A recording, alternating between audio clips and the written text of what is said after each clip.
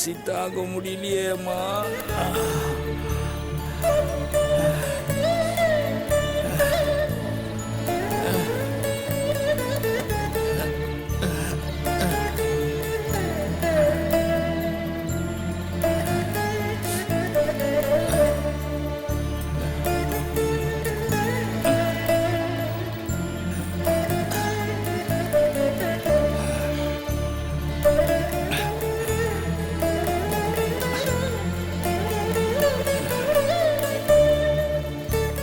பாக்யா, பாக்யா, எந்திரி பாக்யா. என்ன இங்க வந்து காலை சுரண்டிட்டு இருக்க? பசிக்குது பாக்யா, கொஞ்சம் சோறு இருந்தா போட.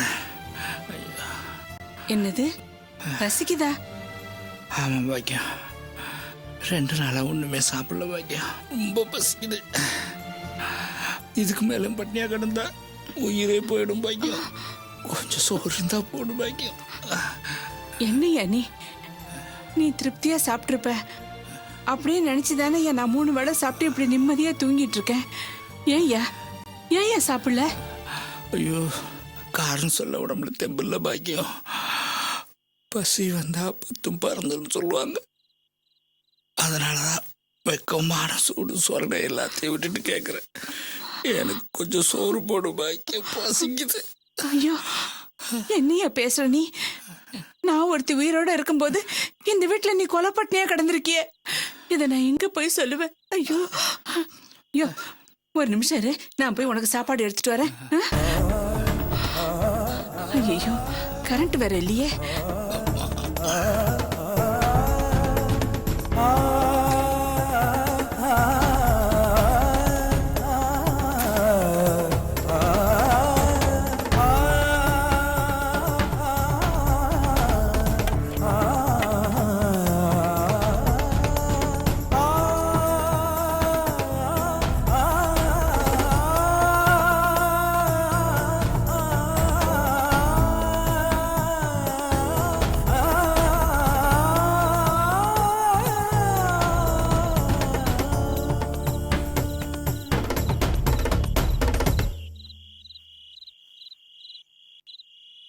இந்த சாப்பிடு.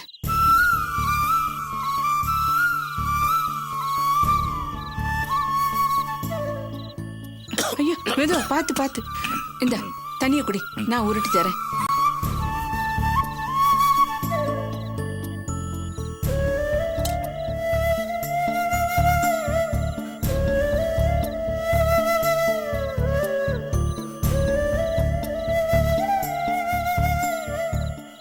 என்னையா ஆச்சு? ஏன் 2 நாளா சாப்பிடல? 1000 தான் இருந்தாலும் பொண்டாட்டி தான், மருமக தான். என்னையா சொல்ற? என் மருமக என்ன தாய் மாதிரி பாத்துக்கிறா, உள்ளங்கையில வச்சு தாங்குறானெல்லாம் சொன்ன. நான் உன்னை வந்து கேட்கும் போதெல்லாம் வேண்டான்னு என்னை விரட்டி விட்ட. அப்ப எனக்கு புரியல பாக்கி, இப்பதான் எனக்கு புரியுது. சோறு போடுறதுக்கு பொண்டாட்டின்னு ஒருத்தி இருக்கிற வரைக்கும் தான் எல்லா ஆம்பளைக்கும் கௌரவம் மரியாதை. ஆனா பொண்டாட்டின்னு ஒருத்தி இல்லைன்னு வச்சுக்க, எல்லா ஆம்பளையுமே பிச்சைக்காரன் தான்.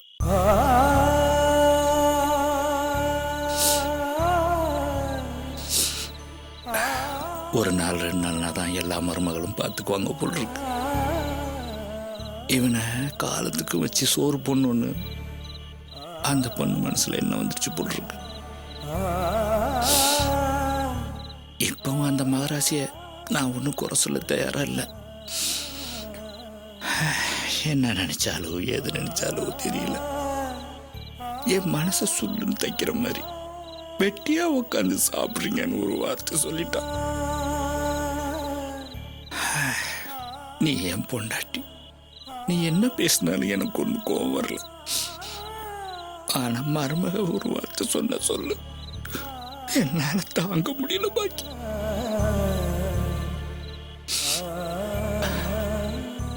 அதான் சாப்பிடல. உழைச்சி சாப்பிட்றதுக்கு உடம்புல தெம்பில்லைனாலும் சூடு சொரணைக்கு ஒன்றும் குறைச்சல் இல்லையே. 1000 தான் இருந்தாலும் எனக்கு நீ, உனக்கு நானே. இப்பதான் எனக்கு புரியுது பாக்கியம். என்ன மன்னிச்சிரு பாக்கியம். யோ, ஏன் அப்படி எல்லாம் பேசுற? சாப்பிடியா? இந்த இரு இரு சாப்பிடு.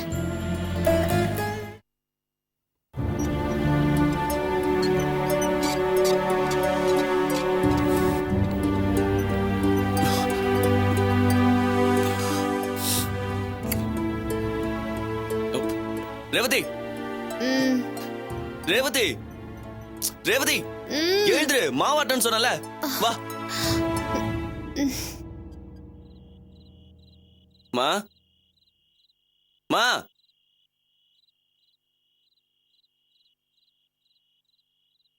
மா,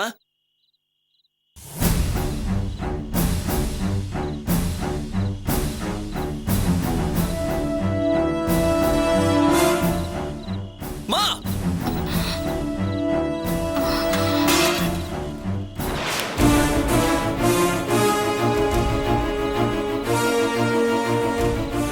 என்ன பண்ணிட்டு இருக்கீங்க? அது வந்து வாசு. சுமார் ராத்திரி 12 மணிக்கு மேல பின்பக்கம் தனியா 2 பேரும் வந்துச்சே, கேவலமா இல்ல? நாம தான் இந்த ஆளு நம்மளை விட்டு போயிட்டாருன்னு தள்ளி வச்சிருக்கோம். என்னமா இதெல்லாம்? இல்லடா வாசு, இந்த மனுஷன் வந்து பசின்னு. பேசாம இரு. உனக்கு கேவலமா இல்ல? வாலிப வயசா இது. இந்த வயசுல கூட உங்க 2 பேருக்கு துணை கேக்குதோ?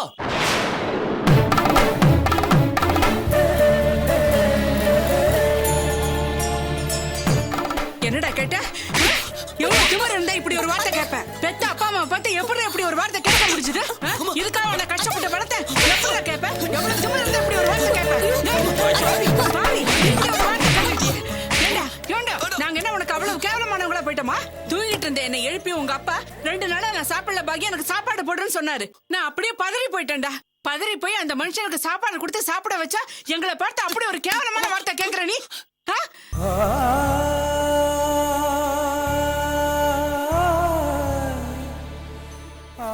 வாடி மகராசி, வா. என்னமோ பெரிய இவ மாதிரி மாமனார தாங்குற மாதிரி நடிச்சு இப்ப அவமானப்படுத்தி அனுப்பிட்ட. உன்னால தாண்டி இப்ப இவருக்கு இப்படி ஒரு நிலைமையே வந்திருக்கு. நன்றி கேட்டவங்கடி நீங்களா. உங்க சங்காத்தெல்லாம் இப்படிதான் முடியும்னு எனக்கு எப்போ தெரியும்டி.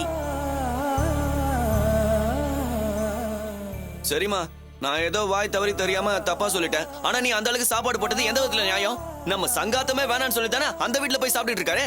இப்படி நடுறதுல வந்து உன்கிட்ட வாங்கி சாப்பிட்டா ஏன் உனக்கு வெக்கமாவே இல்லையா? ஏமா அந்த ஆள் தான் வந்து கேக்குறானா? என்கிட்ட ஒரு வார்த்தையாவது கேட்டியா நீ? என்னடா பேசுற? ஏன் புருஷனுக்கு சாப்பாடு போடுறதுக்கு நான் உங்ககிட்ட கேட்கணுமா? என்ன சம்பாதிக்கிறோங்கிற திமிரா உனக்கு? ஏய்யா, அவங்கள நம்பி போனியே, இப்போ நிலைமையை பாத்தியா? இதுக்குத்தான் புருஷன் பொண்டாட்டியையும் பொண்டாட்டி புருஷனையும் மதிக்கணுங்கிறது. இல்லன்னா இப்படித்தான் அவமானப்பட்டு நிக்கணும். இத பார், இனிமே யாரோட தயவும் நமக்கு தேவையில்லை. எனக்கு நீ, உனக்கு நான். இத பாருடா, எப்ப நீ சொல்லக்கூடாத வார்த்தையை என்ன பார்த்து இப்ப நீ சொல்லிட்டியோ, இனிமே எனக்கு உன் தயவு தேவையில்லடா. உன் தயவு என்னடா? இந்த வீட்டுல எவன் தயவுமே எனக்கு தேவையில்லை. எனக்கே கைகாலெல்லாம் வலுவாதான் இருக்கு. என்னால உழைச்சி என் புருஷனுக்கு சாப்பாடு போட முடியும்டா. உன் சம்பாத்தியத்துல இனிமே கை நினைக்க மாட்டேன்டா. எங்க வாழ்க்கைய நாங்க பாத்துக்கிறோம்.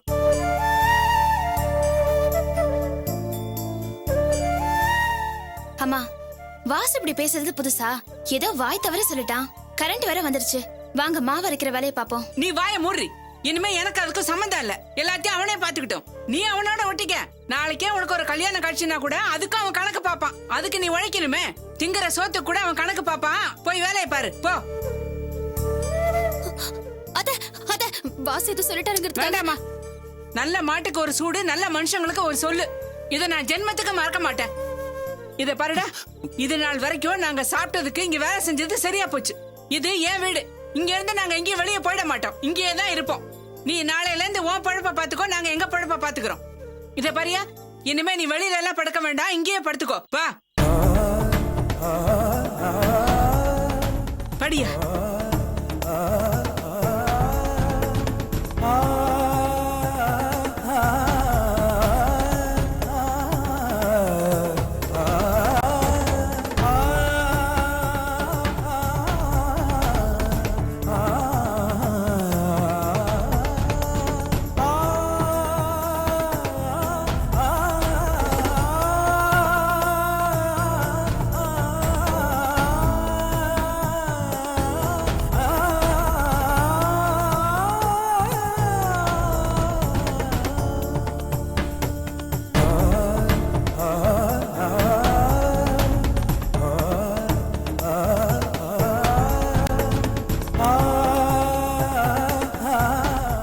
அர்ச்சனா, அம்மா உன்னை எப்படி பேசிட்டாங்கன்னு வருத்தப்படாத அர்ச்சனா. அதுல எனக்கு எந்த வருத்தமும் இல்ல, சந்தோஷம்தான். எது நடக்கணும்னு நான் ஆசைப்பட்டனோ அதே மாதிரி நடந்துருச்சு. அத்தை மாமாக்காக பறிஞ்சு பேசும்போது எனக்கு எவ்வளவு சந்தோஷமா இருந்துச்சு தெரியுமா? சரி வா தூங்கலாம்.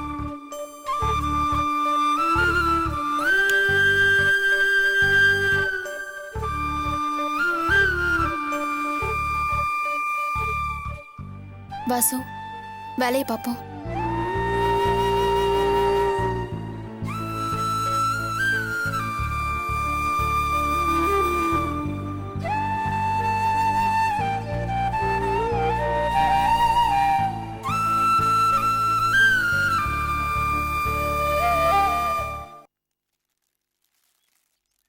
என்ன ரேவதி, இன்னுமா நீங்க முடிக்கல? அத்தையும் கூட மாட ஹெல்ப் பண்ணிருந்தாங்கன்னா நல்லா இருந்திருக்கும். சீக்கிரமும் முடிஞ்சிருக்கும். ஏன் அம்மா எங்க போயிட்டாங்க? மா மா என்னம்மா? அம்மா கொஞ்சம் வந்து ஹெல்ப் பண்ணுங்கம்மா. நான் வரமாட்டேன்டி. உங்க வேலையை நீங்களே பாத்துக்கோங்க. என்னம்மா நைட்டு நடந்த விஷயத்த நினைச்சு இன்னும் கோவப்பட்டுட்டு இருக்கீங்க? வந்து ஹெல்ப் பண்ணுங்கம்மா. நான் வரமாட்டேன்டி. கோவத்துல சொல்லல, வைராக்கியத்துல தான் சொல்றேன். மா என்னம்மா, என்ன ரொம்ப பேசிக்கிட்டு இருக்க? நானும் பார்த்துட்டு தான் இருக்கேன்.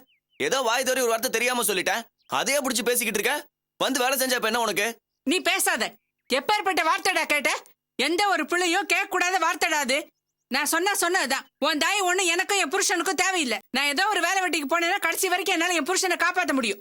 என்ன நீ இல்லாம எங்களால மாவு பாக்கெட் போட முடியாதா என்ன? நைட்டு நீ இல்லாம நாங்க மாவாட்டல. ரேவதி மாவிடு, நம்மளே பண்ணலாம்.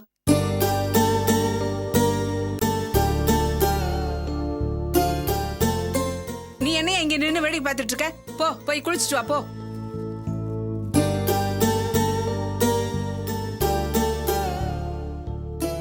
போறத பாரு. நீ ஓதே. வாசு, ஆ, இன்னைக்கு 40 கிலோ மாவு. நீ 2 வாட்டி வர வேண்டியதா இருக்கும். பரவாயில்ல. கூட நானும் வரவா? அதெல்லாம் ஒண்ணும் தேவையில்ல, நானே பாத்துக்கிறேன். சரியா? ம். நான் போயிட்டு வரேன். குடு. வர ராணி. ம்.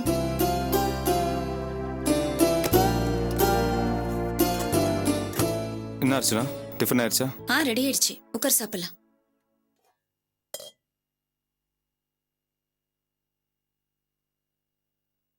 இத பாரியா, அந்த கல்யாணி இட்லி கடையில சொல்லி வச்சிருக்கேன். இப்ப போய் அங்க டிஃபன் சாப்பிட்டுரு. மத்தியானத்துக்கு சாப்பாடும் அங்கேயே சாப்பிட்டுரு. எவ வீட்டு வாசல்லையும் போய் நிக்காத, எவங்கிட்டயும் கையையும் ஏந்தாத. அதுக்காக பட்னியும் கிடக்காத. புரிஞ்சுதா? பாக்கியம், நானும் வரேனே. எங்க வேலைக்கு. ஏய்யா, உனக்கு தான் கை கால் நடுங்குதுன்னு சொன்னேல, உன்னால எந்த வேலை செய்ய முடியும்? பேசாம நீ சாப்பிட்டுட்டு வீட்லயே இரு. இல்லை பாக்கியம், இவ்வளோ வயசுக்கு அப்புறம் பொம்பளை நீ என்னை உட்கார வச்சுட்டு நீ போய் வேலை செஞ்சுட்டு வந்து எனக்கு சோறு போட்டு நான் அதை உட்காந்து சாப்பிட்றது நல்லா இருக்குமா? நானும் வேலைக்கு வந்தேன்னா ஏதோ என்னால் முடிஞ்சது செஞ்சேனாக்கா ஒரு 20-30 கிடைக்கும். அது உனக்கு ஒத்தாசையாக இருக்கும்ல. என்னையா நீ? சரி, நான் போய் குளிச்சுட்டு வந்துடுறேன். போலாம். சரி. ஏன் சாப்பிடாம பாதியில எந்திரிக்கிற? பின்னென்ன, இந்த வயசுக்கு மேல வேலைக்கு போறாங்கறாங்க, அதெல்லாம் வேண்டாம் சொல்ல போறேன். அவங்கள தடுக்காத, விடு. அத்தையும் மாமாவும் கஷ்டப்படணுங்கிற எண்ணத்துல நான் இதை சொல்லல. அத்தைய பத்தி உனக்கு நல்லாவே தெரியும். நீ போய் சொன்னா மட்டும் அவங்க வேலைக்கு போகாம இருந்துருவாங்களா? வாசுகிட்டையும் சண்டை போட்டுட்டாங்க. நீ பணம் கொடுத்தாலும் வாங்கிக்க மாட்டாங்க. அப்புறம் சாப்பாட்டுக்கு என்னதான் வழி? உழைச்சு சாப்பிடுறதுல ஒன்னும் தப்பே இல்ல.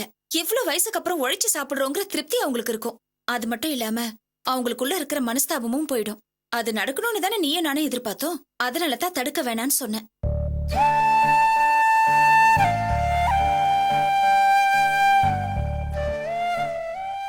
சரி, நீ சொல்றதும் சரிதான். சரி, அந்த தட்டெடு. எதுக்கு? நீயும் சாப்பிடு. நீ ராத்திரியும் சாப்பிடல. நீ முதல்ல சாப்பிடு, நான் அப்புறமா சாப்பிட்டு. நீ மட்டும் ராத்திரி சாப்பிட்டியா? இல்ல, எடு தட்ட.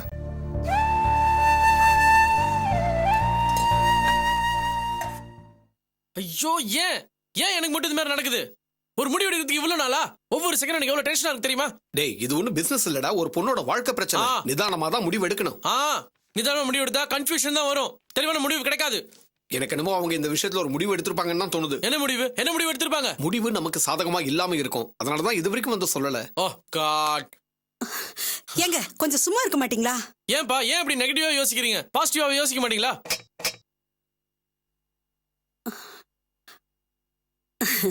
வாங்க வாங்க வாங்க வாங்க வாங்க வாங்க. Wow what a surprise. Hello aunty, hello uncle. வாங்க வாங்க. காவி என்ன சொன்னா? காவி என்ன சொன்னா? சொல்லுங்க சொல்லுங்க அங்கிள். டேய் நம்ம வீட்டுக்கு வந்தவங்கள முதல்ல உட்கார சொல்லுடா. ஐயோ சாரி, நான் மறந்தே போயிட்டேன். வாங்க உட்காருங்க உட்காருங்க. What do you like to have? Burgers, pizzas, coffee, cappuccino. What do you like? Tension ஆகாதடா, அவங்க ஒரு நல்ல முடிவோட தான் வந்திருப்பாங்க. நல்ல முடிவு ஆண்டி. சொல்லுங்க ஆண்டி. காவி என்ன சொன்னா? கல்யாணத்துக்கு சம்மதிச்சிட்டாளா? Tell me aunty, come on tell me. கல்யாணத்துக்கு சம்மதிச்சிட்டாப்பா. எஸ், இந்த உலகத்துல இந்த செகண்ட் ரொம்ப சந்தோஷமான நானா மட்டும் தான் இருக்க முடியும். எனக்கு அம்மா லவ் யூ மா. ஆண்டி சாரி, நான் காவியா கிட்ட உடனே பேசணும். காவியோட நம்பர் கொடுங்க. காவியோட நம்பர் கொடுங்க. Uncle give me Kaviya's number please. 9444 9444 00 00 59 59 58. 58. Okay.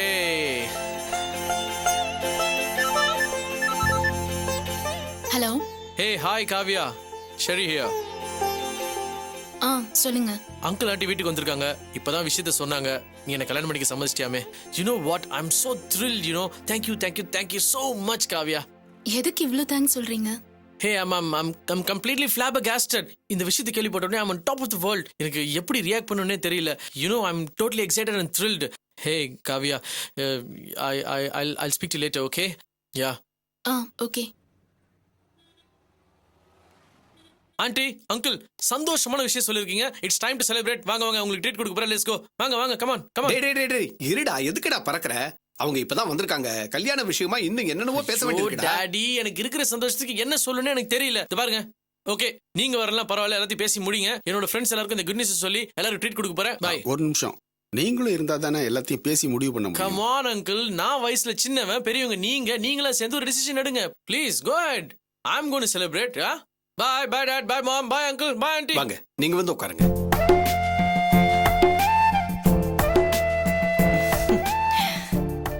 மாப்பிள்ள சந்தோஷப்பட்டாலும் கோவப்பட்டாலும் அவர் இருக்கிற இடத்த ஒரு வழி பண்ணிடுறாரு. அப்புறம் சம்பந்தி, நிச்சயதார்த்தத்தை ஹோட்டல்ல வச்சுக்கலாமா இல்ல வீட்லயே வச்சுக்கலாமா? சிம்பிளா வீட்லயே வச்சுக்கலாம். முக்கியமான சொந்தக்காரங்களை மட்டும் கூப்பிட்டா போதும். நீங்க சொல்றதும் சரிதான். என்ன சொல்ற மரகதம்? எங்க பண்ணாலும் எந்த சொந்தக்காரங்களையும் விட்டுறாம விசேஷத்துக்கு கூப்பிடணும். நிச்சயமா எல்லாரையும் கூப்பிடணும். முதல்ல கோயம்புத்தூர் அக்காக்கு ஃபோன் பண்ணி சொல்லிடுங்க. அப்புறம் இன்னொரு விஷயம் சொல்லணுமே. சொல்லுங்க. நம்ம காவியாவோட நிச்சயதார்த்தத்துக்கு சிந்தாமணி அம்மாவையும் கூப்பிடணும்.